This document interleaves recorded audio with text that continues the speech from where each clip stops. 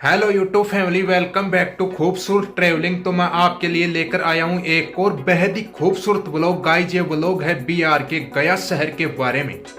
इस गया शहर का गहरा ऐतिहासिक और धार्मिक महत्व है। यहाँ पर महात्मा बुद्ध को बोधि वृक्ष के तले ज्ञान प्राप्त हुआ था, जो आगे चलकर इस व्लॉग में आपको दिखाया भी जाएगा।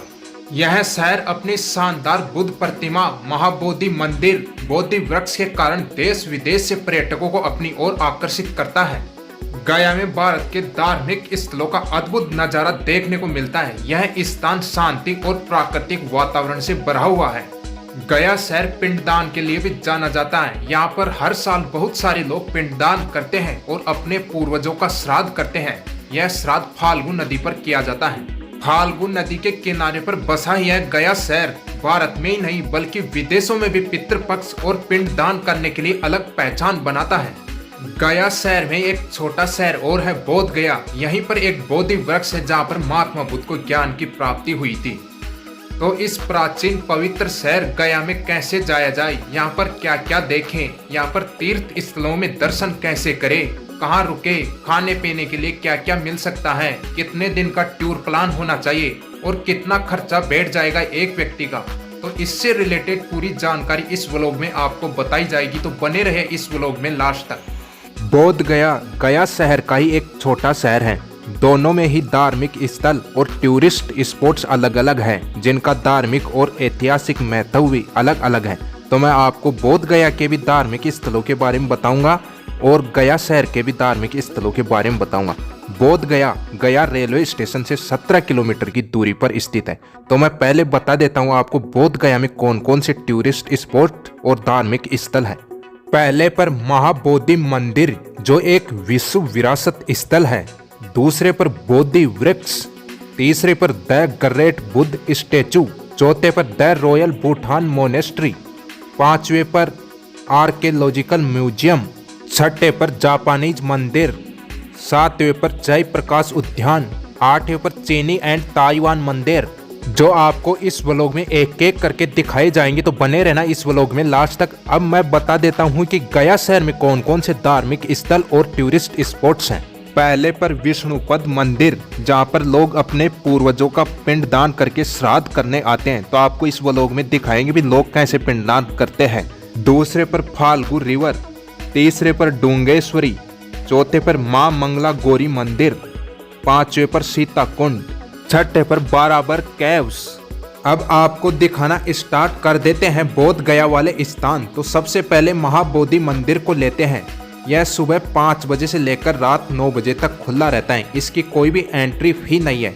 यह इसका मेन गेट है, जिससे एंटर होकर मंदिर के दर्शन के लिए जाया जाता है। इसके अंदर मोबाइल फोन ले जाना अलाउ नहीं है, तो मोबाइल को जमा करके ही जाना पड़ता है। अगर आपके पास कैमरा है तो उसका अलग से चार्ज है। अगर आप कैमरे से फोटोग्राफी करना चाहते हो तो उसका 100 का टिकट है।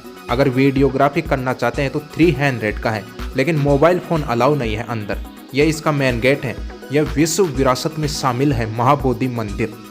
यूनेस्को की विश्व विरासत में शामिल इस मंदिर की गिनती भारत के 10 सबसे प्रसिद्ध मंदिरों में की जाती है। यह एक बौद्ध मंदिर है। यह मंदिर उस स्थान को चिन्हित करता है जहां पर भगवान बुद्ध ने आत्मज्ञान प्राप्त किया था। भगवान बुद्ध भारत के धार्मिक इतिहास में बहुत ज्यादा महत्व रखते हैं। ये देख लीजिए, महाबोधि मंदिर इस तरह का दिखता है। अंदर से काफी खूबसूरत और शानदार नजर आता है यह मंदिर। यहाँ पर श्रद्धालुओं का बहुत भारी संख्या में तांता लगा रहता है।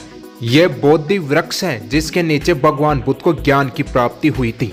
भगवान बुद्ध विष्णु भगवान के सबसे हाल ही के अवतार माने जाते हैं, जिन्होंने धरती पर कदम रखा था।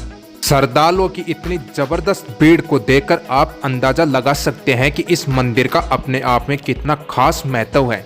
नेपाल, भूटान और जापान से काफी भारी संख्या में बौद्ध भिक्षुक यहाँ पर आते हैं। जिस तरह मुस्लिम लोगों का सबसे बड़ा पवित्र तीर्थ स्थल मक्का है, उसी तरह बौद्ध धर्म के लोगों का सबसे बड़ा तीर्थ स्थल बोध गया है।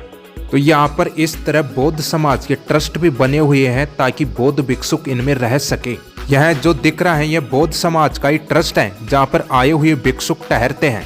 अब गाइज आपको लेके चलते हैं द ग्रेट बुद्ध स्टैचू, जो काफी विशाल प्रतिमा है महात्मा बुद्ध की, जो यह महाबोधि मंदिर से 1 किलोमीटर की दूरी पर स्थित है। महाबोधि मंदिर के दर्शन करने के बाद हर श्रद्धालु इस मूर्ति को निहारने जरूर आता है। द ग्रेट बौद्ध स्टैचू बोध गया के तीर्थ और पर्यटन मार्गों पर महत्वपूर्ण पड़ावों में से एक है। यह खुली हवा में कमल के आसन पर ध्यान मुद्रा में बैठे हुए भगवान बुद्ध का प्रतिनिधित्व करती है। इस मूर्ति की ऊंचाई करीब 80 फीट है। 12,000 कारीगरों के श्रम का उपयोग करके इसको बनाने में करीब 7 साल लगे थे और इसको बनाने में बलवा और ग्रेनाइट के पत्थरों के संयोजन को काम में लिया गया था। और यह प्रतिमा एक खूबसूरत बगीचे के बीच में स्थित है और महात्मा बुद्ध के 10 प्रमुख शिष्यों के बीच में स्थित है। अगर आप बोध गया जैसे पवित्र धार्मिक स्थल पर घूमने के लिए आ रहे हैं ट्रेन के द्वारा, तो आपको सबसे पहले गया रेलवे स्टेशन पर आना पड़ेगा, जहां से यह बोध गया 17 किलोमीटर की दूरी पर स्थित है। अगर आप बाई फ्लाइट यहां पर घूमने आ रहे हैं तो इसके सबसे नजदीक एयरपोर्ट है गया एयरपोर्ट, जो यहां बोध गया से 10 किलोमीटर की दूरी पर स्थित है। और गया रेलवे स्टेशन और गया एयरपोर्ट के बीच भी 10 किलोमीटर की दूरी है। यह फ्रेंड्स है जापानीज मंदिर। यहाँ पर अलग अलग देशों के भी मंदिर बने हुए हैं बौद्ध भिक्षुकों के लिए। बौद्ध धर्म के सारे मंदिर इसी बोध गया के अंदर स्थित है, जो सभी आसपास थोड़े थोड़े दूरी पर बने हुए हैं। ये जापानीज बौद्ध मंदिर बाहर से इस तरह का दिखता है। ये भी एक खूबसूरत पार्क के अंदर स्थित है। इसका पार्क भी काफी शानदार नजर आ रहा है। अब गाइज आपको लेके चलते हैं द रॉयल भूटान मोनेस्ट्री। ये देख लीजिए, इसका एंट्रेंस गेट है द रॉयल भूटान मोनेस्ट्री का। ये भी एक खूबसूरत और शानदार पार्क के बीच में स्थित है। काफी हरियाली है इसके पार्क में भी, तो ये काफी शानदार नजर आता है। यहाँ पर आपको बौद्ध धर्म के श्रद्धालु आए हुए भी दिख जाएंगे। इस मंदिर के अंदर भी चल करके आपको दिखाते हैं मंदिर अंदर से किस तरह का दिखता है। स्वर्ण कलर से बनी हुई यह मूर्ति काफी खूबसूरत दिखाई दे रही है। इस मंदिर का निर्माण भूटान के राजा ने भगवान बुद्ध की श्रद्धांजलि में किया था। जिस दिन भगवान बुद्ध को ज्ञान की प्राप्ति हुई थी, उस दिन को बुद्ध पूर्णिमा के रूप में मनाया जाता है। बुद्ध पूर्णिमा गर्मी के दिनों में आती है, इसलिए गर्मी होने के बावजूद भी दुनिया के कोने कोने से यहाँ पर पर्यटक बुद्ध जयंती मनाने के लिए आते हैं। और गाइज यह है कारमा बुद्ध मोनेस्ट्री। यहाँ पर भीड़ जोड़ ज्यादा देखने को मिल रही है। आप बोध गया के सारे स्थानों पर एक दिन में आराम से घूम सकते हैं, क्योंकि ये सभी पास पास में ही स्थित है। अब आपको लेके चलते हैं जय प्रकाश उद्यान। इसका इंडियन श्रद्धालुओं के लिए 10 रुपए का टिकट है और विदेशियों के लिए 20 रुपए का टिकट है, और 15 साल से कम उम्र के बच्चों के लिए कोई टिकट नहीं है। तो काफी हरी भरी हरियाली से सजा हुआ यह पार्क इस बोध गया शहर की खूबसूरती को और भी बढ़ाता है। आप बोध गया के सारे पैलेसेस पर पैदल पैदल चलकर भी घूम सकते हैं। अगर आप ऑटो के द्वारा घूमना चाहते हैं तो ऑटो वाला आपसे 500 से 600 रुपए लेगा सारे स्थानों के घुमाने के। वो आधे दिन में ही आपको घुमा देगा। इस पार्क के अंदर ऐसी कुछ मनोरंजन की एक्टिविटीज भी हैं, तो काफी देखे शानदार हरियाली इस पार्क के अंदर। यहाँ से इस महाबोधि मंदिर को देखे तो इस तरह का दिखाई देता है। फ्रेंड्स, यह है चाइना एंड ताइवान टेम्पल। तो एक एक करके आप भी इन सभी मंदिरों में भगवान बुद्ध के दर्शन करते जाइए। अगर आप बोध गया में घूमने के लिए गर्मी के समय आते हैं तो आपको सूती कपड़े पहनकर आना चाहिए। और यह है बोध गया का आर्कियोलॉजिकल म्यूजियम।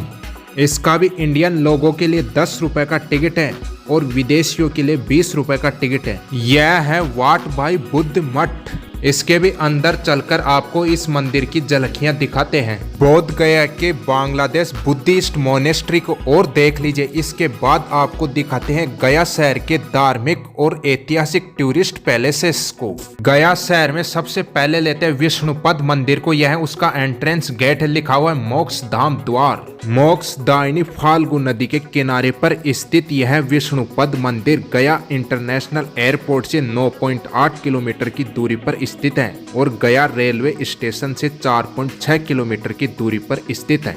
इस मंदिर का वर्णन रामायण में भी मिलता है और इसको सोने से कसने वाले पत्थर कसौटी से बनाया गया है। विष्णु भगवान ने गयासुर नामक राक्षस के सिर के ऊपर अपना दाहिना पैर रखकर उसे उस चट्टान पर अपने पैर छापते हुए पाताल लोक में भेज दिया था, जो आज भी दिखाई दे रहा है। पितृपक्ष के अवसर पर यहाँ पर श्रद्धालुओं की काफी ज्यादा भीड़ उमड़ती है।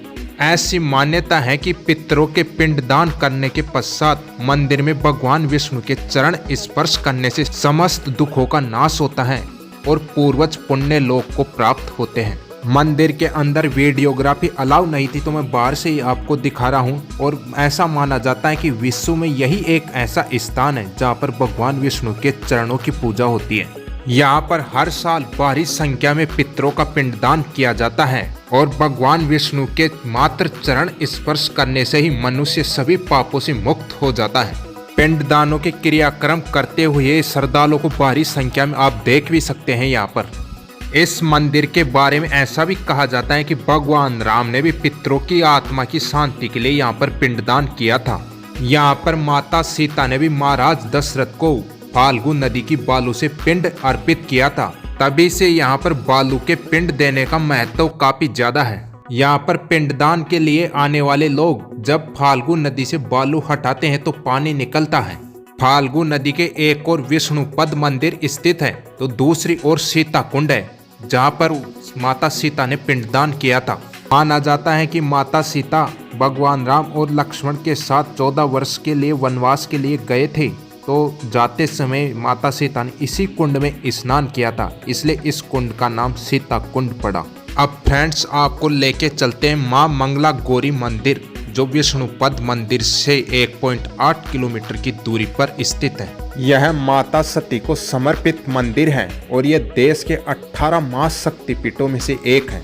अब गाइज आपको लेके चलते हैं डुंगेश्वरी केव्स एंड हिल्स। इसका धार्मिक महत्व भी है और पर्यटन के हिसाब से भी महत्व है और यहाँ पर लोग पिकनिक मनाने के लिए भी आते हैं। ये देख लीजिए जो केव्स हैं वहाँ पर जाने के लिए इस तरह का रास्ता बना हुआ है, काफी चढ़ाई करके जाना पड़ता है। रास्ता अच्छे से बना हुआ है तो जा सकते हैं। यहाँ पर मोटरसाइकिल को आप ऊपर ले जा सकते हैं इस रास्ते के द्वारा। यह गया रेलवे स्टेशन से 13 किलोमीटर की दूरी पर है और गया इंटरनेशनल एयरपोर्ट से 19 किलोमीटर की दूरी पर स्थित है। ऐसी मान्यता है कि बोध गया में ज्ञान प्राप्ति से पहले महात्मा बुद्ध ने इन्हीं गुफाओं में 6 साल तक तपस्या की थी। डोंगेश्वरी पहाड़ी बौद्धिस्ट आकर्षण का एक प्रमुख केंद्र है और यह गुफा विश्व की प्राचीन गुफाओं में से एक है। इस डोंगेश्वरी पहाड़ी पर बौद्ध मठ के साथ ही एक देवी मंदिर भी स्थित है जो स्थानीय देवी डोंगेश्वरी को समर्पित है। इस मठ में आकर पर्यटकों को असीम शांति का अनुभव होता है। विदेशी पर्यटक भी यहाँ पर जरूर आकर जाते हैं और ऊपर पहाड़ी की चोटी पर पहुँचने के लिए ट्रैकिंग करनी पड़ती है।